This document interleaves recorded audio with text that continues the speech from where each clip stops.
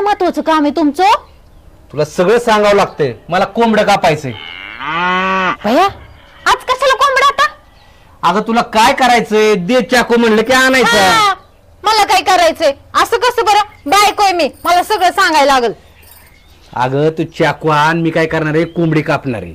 आपली कोंबडी दुसऱ्याचा कोंबडा हे असं जरा कापून घेतो. आज मोकळा दिवस आहे मला.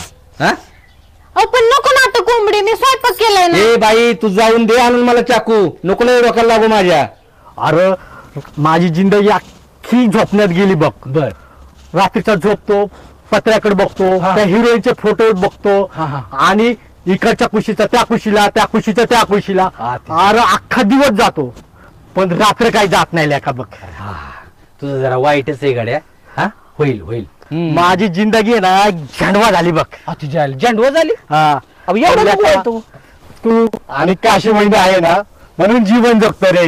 असू दे असू दे. बरं जाऊ का मग? थांब थांब साक्या, इकडे ये.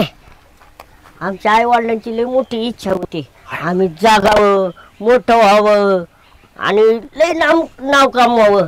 सगळ्यांची इच्छा तशी असते की रे. लय मोठं. हा लय मोठं. हा किती मोठं व्हायचं तुम्हाला? पैशा पाण्यानी. हा पैशा पाण्याने. हा आमची लग्न व्हावा, हायला. संसार व्हावा अरा. असं वाटत होतं आई वडिलांना. वाईट आहे वाईट आहे लका. होताल होताल तुम्ही मोठं. 5 वर्ष राहिलेत तुमच्याकडे. जाऊ का मी? हा तुम्ही किती चांगले तू.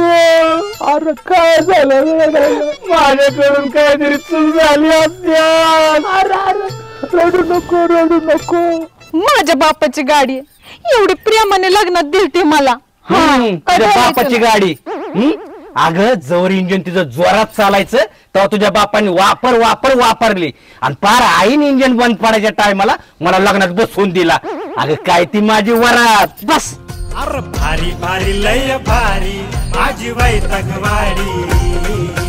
भारी भारी लय भारी माझी वैतकवाडी.